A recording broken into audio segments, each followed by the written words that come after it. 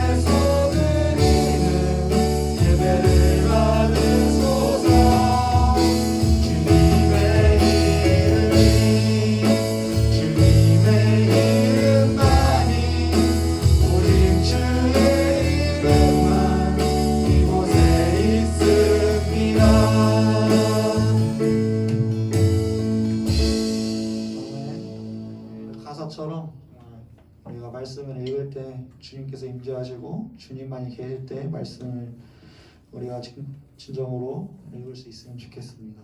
우리 다 다음으로 내 안에 부어주소서라는 찬양 함께 할 건데 저번 주에도 했던 찬양이니까 같이 신나게 이렇게 찬양했으면 좋겠습니다. 내 안에 부어주소서 함께 부르겠습니다. 내 안에 부어주소서 성령의 충만한 기름을 내 안에 충만케 하소서. 성령의 기름 내 안에 부어주소서. 내 안에 부어주소서 성령의 충만한 기름을 내 안에 충만케 하소서. 성령의 기름으로 내 기름 가득할 때 주의 복음 전할 수 있네. 내 기름 가득할 때 주의 사랑 베푸네.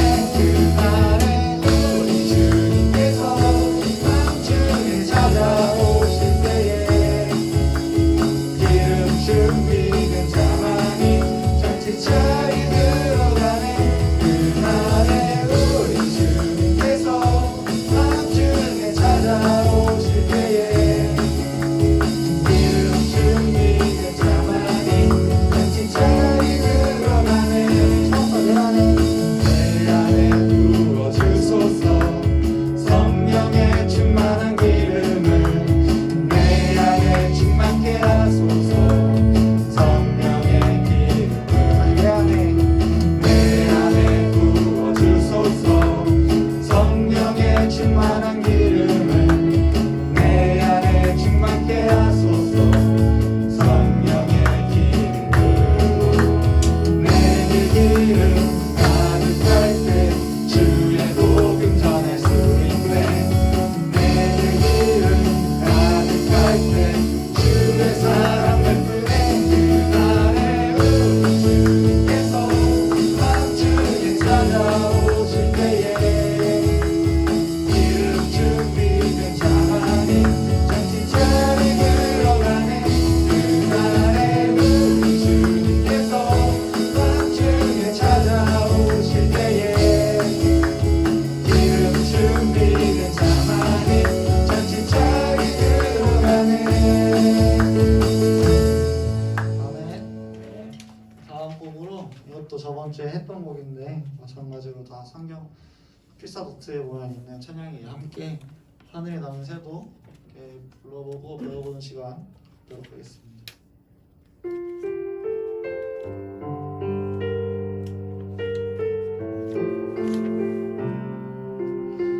하늘에 나는 새도 하늘에 나는 새도 주 손길 돌보시네. 온 땅에 충만한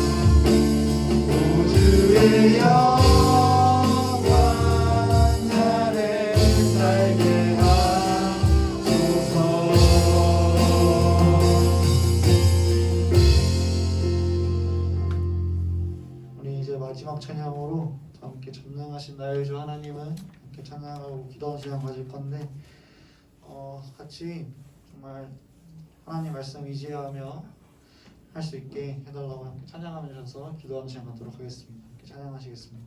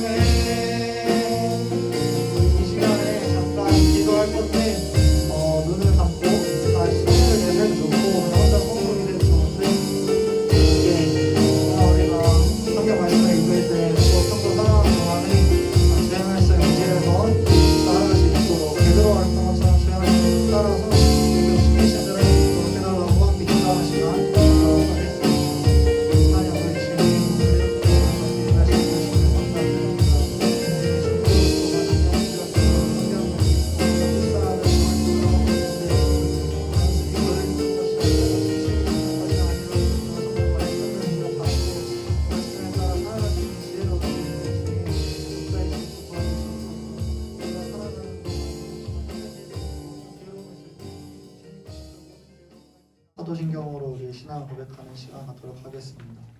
전능하사 천지를 만드신 하나님 아버지를 내가 믿사오며 그 외아들 우리 주 예수 그리스도를 믿사오니 이는 성령으로 잉태하사 동정녀 마리아에게 나시고 본디오 빌라도에게 고난을 받으사 십자가에 못 박혀 죽으시고 장사한 지 사흘 만에 죽은 자 가운데서 다시 살아나시며 하늘에 오르사 전능하신 하나님 우편에 앉아 계시다가 저리로서 산자와 죽은 자를 심판하러 오시리라. 성령을 믿사오며 거룩한 공예와 성도가 서로 교통하는 것과 죄를 사하여 주시는 것과 몸이 다시 사는 것과 영원히 사는 것을 믿사옵나이다. 아멘.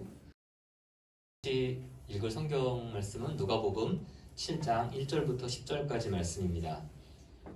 교재를 혹시 갖고 오신 친구들 있으면 교재를 보시면 되고요.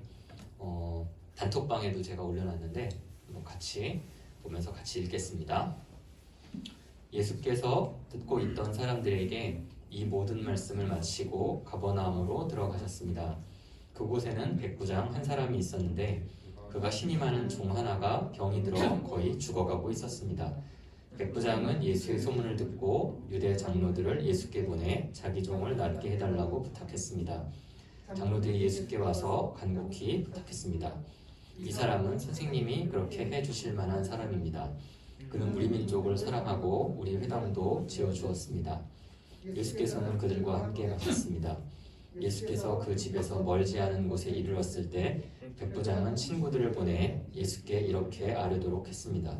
주여, 더 수고하실 필요가 없습니다. 저는 주를 제 집에 모실 자격이 없습니다. 그래서 제가 직접 주께 나아갈 엄두도 못 냈습니다. 그저 말씀만 하십시오. 그러면 제 하인이 나올 것입니다. 저도 상관 아래 있으면서 제 아래에도 부하들이 있는 사람입니다. 제가 부하에게 가라 하면 가고 오라 하면 오고 하인에게 이것을 하라 하면 합니다. 예수께서는 이 말을 듣고 백부장을 놀랍게 여겨 돌아서서 따라오던 사람들에게 말씀하셨습니다. 내가 너희에게 말한다. 이스라엘에서도 이렇게 큰 믿음을 본 적이 없다. 백부장이 보냈던 사람들이 집으로 돌아가 보니 그 종이 벌써 나 있었습니다. 네. 주님을 예배하는 자리에 나오신 여러분을 환영합니다. 오늘은 예수님이 이동하신 경로에 대해서 먼저 살펴보려고 하는데요. 지금까지 누가복음을 읽으면서 예수님이 다니시고 머무르셨던 네 지명이 눈에 띄는데요. 첫째는 나사렛입니다. 나사렛은 예수님의 부모 요셉과 마리아가 살던 곳이었습니다. 그리고 둘째는 베들레헴이에요. 로마 황제의 칙령으로 요셉과 마리아는 고향인 베들레헴으로 호적을 등록하러 갔는데요. 당시 임신 중이었던 마리아는 베들레헴에서 예수님을 낳게 됩니다. 셋째는 예루살렘입니다. 예수님의 부모와 예수님은 구약 성경의 율법을 잘 알고 있었고 율법을 지키기 위해서 6월절마다 예루살렘을 방문했어요. 그리고 마지막으로 넷째는 가버나움입니다. 아마도 여러분은 나사렛, 베들레헴, 예루살렘은 들어본 적이 있지만 가버나움 그러면은 낯선 친구들도 있을지 몰라요.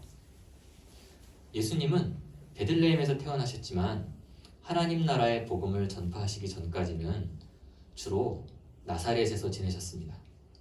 그런데 예수님이 복음을 전파하시기 시작하자 나사렛 사람들은 예수님을 요셉의 아들로 폄하하고 복음을 받아들이지 않았어요. 오히려 예수님을 마을 밖으로 쫓아냈습니다. 그래서 예수님이 나사렛을 떠나서 머무르게 된 곳이 바로 가버나움입니다. 당시에 갈릴리 호수의 서쪽은 헤롯 안티파스라는 사람이, 그리고 동쪽은 헤롯 빌립이라는 사람이 분봉왕으로 다스리고 있었는데요. 가버나움은 갈릴리 호수의 서쪽에 있는 국경 지역이었어요. 그래서 세관도 있었고 군대도 주둔하고 있었습니다. 이와 같은 배경을 알고 나면 우리가 주중 말씀 가운데 예수님이 세관에 앉아있던 세리, 레위를 제자로 부르시는 장면을 조금 더 잘 이해할 수 있습니다. 그리고 오늘 말씀 속에 로마 군대의 백부장에 관한 장면도 마찬가지예요. 이제 오늘 말씀을 살펴보겠습니다. 오늘 말씀에는 로마 군대의 백부장이 등장합니다. 우선 백부장은 어떤 사람인가요? 100명의 부활을 부장 선생님 맞추셨어요. 한 번에 맞추셨습니다. 백부장은 군대의 조직 중에서 100명으로 구성된 부대의 지휘관을 뜻합니다. 그에게 종이 있었는데 병이 들어서 거의 죽어가고 있었어요. 그는 예수님에 관한 소문을 들었고 유대 장로들을 보내 종을 낫게 해달라고 부탁했습니다. 여러분, 이 상황이 잘 이해가 되시나요? 이러한 상황은 당시로서는 평범하지 않은 것이었습니다. 왜냐하면 우선 종은 돈으로 사고 팔 수 있는 사람이 아니라 마치 짐승이나 물건처럼 취급하던 시대였기 때문이에요. 그런데 백부장은 죽어가는 종을 불쌍하고 측은하게 생각했습니다. 더욱 놀라운 것은 예수님에 대한 소문을 듣고 예수님이 고치실 수 있을 것이라는 믿음을 가진 점이에요. 그는 유대 장로들에게 부탁을 했고 유대 장로들은 예수님을 찾아와서 간곡히 부탁하며 말합니다. 이 사람은 선생님이 그렇게 해주실 만한 사람입니다. 그는 우리 민족을 사랑하고 우리 회당도 지어주었습니다. 유대 장로들의 말 또한 평범하지 않은 것이었습니다. 당시 로마 제국은 이스라엘을 지배하고 있었어요. 로마 제국의 승인을 받고 분봉왕이라는 명칭으로 자치적으로 다스리는 지역도 있었지만 예루살렘을 포함한 유대, 사마리아 등지의 지역은 로마의 행정관이 직접 다스리고 있었습니다. 따라서 로마 제국과 이스라엘의 관계는 당연히 좋지 못했어요. 로마 제국 사람들은 이스라엘 사람들을 무시했고 이스라엘 사람들은 로마 제국으로부터의 독립을 꿈꾸고 있었습니다. 그런데 오늘 말씀의 유대 장로들은 백부장의 부탁을 들어주었을 뿐만 아니라 우리 민족을 사랑하고 우리 회당도 지어주었다고 칭찬을 하고 있어요. 주중 큐티 가운데 예수님 말씀을 생각나게 만드는데요. 그러나 내 말을 듣는 너희에게 내가 말한다. 너희 원수를 사랑하라. 너희를 미워하는 사람들에게 잘해주어라. 너희를 저주하는 사람들을 축복하고 너희에게 함부로 대하는 사람들을 위해 기도하라. 백부장은 로마 제국과 이스라엘의 원수의 관계를 사랑의 관계로 변화시켰습니다. 그는 예수님의 사랑에 관한 말씀을 직접 행동으로 보여주었어요. 그런데 여러분, 백부장처럼 행하는 것이 쉬울까요? 저의 경우를 한번 생각해 보았는데요. 나는 나에게 원수 같았던 사람, 원수 같았던 상황을 어떻게 생각하고 다루고 있을까 생각해 보니까 가능하면 생각하지 않으려고, 잊으려고, 무심하려고, 회피하려고 했던 것 같아요. 그런데 예수님은 적극적으로 사랑하라고 말씀을 하고 계세요. 자신의 종과 이스라엘 사람들을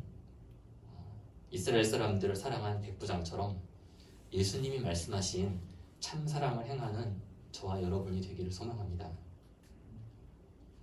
이제 예수님은 유대 장로들과 함께 백부장의 집으로 향했습니다. 가는 중에 이번에는 그의 친구들이 나타났어요. 그리고 그의 말을 전합니다. 주여, 더 수고하실 필요가 없습니다. 저는 주를 제 집에 모실 자격이 없습니다.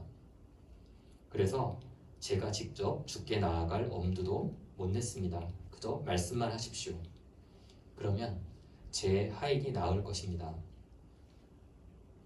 사람들이 평가할 수 있는 외적인 조건으로 보면 백부장은 100명이나 되는 사람에게 명령을 내릴 수 있는 지휘관이었어요. 백부장의 말은 예수님에 대한 그의 믿음을 확실하게 보여주고 있습니다. 그는 예수님을 하나님이 보내신 분으로 진정으로 믿었고 또한 능히 치료하실 것이라고 믿었던 것입니다. 이와 같은 백부장의 믿음을 보시고 예수님도 말씀하십니다. 내가 너희에게 말한다. 이스라엘에서도 이렇게 큰 믿음을 본 적이 없다. 백부장의 믿음의 결과 종도 치유함을 얻었습니다. 마지막으로 오늘 말씀에서 등장하는 백부장 말고 다른 백부장 한 명을 더 소개하려고 하는데요. 혹시 여러분은 복음서에 등장하는 다른 백부장에 대해 알고 있나요? 아마 당장 기억나지는 않지만 말씀을 들으면 곧 알 수 있을 거예요.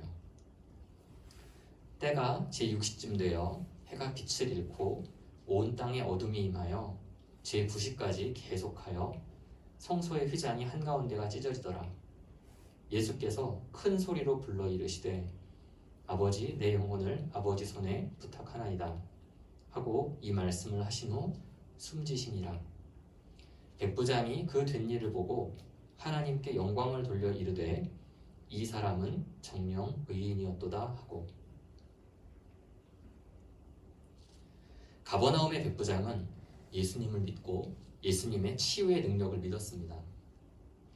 예루살렘의 백부장은 예수님의 십자가 죽음을 직접 보며 정녕 의인이었도다 라고 고백을 했어요.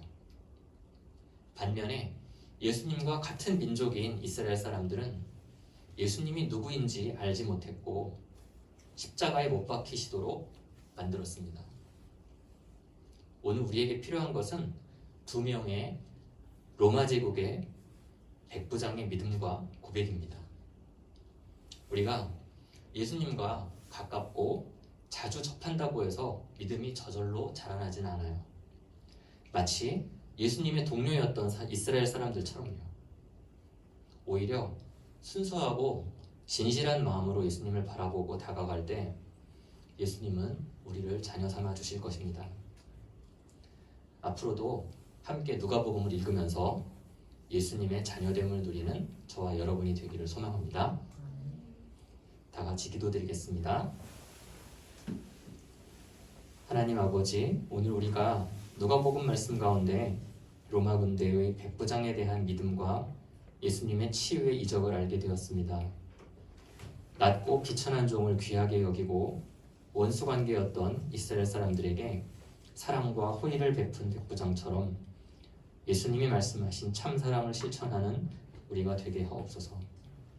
순수하고 진실한 마음으로 예수님을 믿고 고백하며 예수님의 자녀됨을 누리는 우리가 될 수 있도록 인도하옵소서.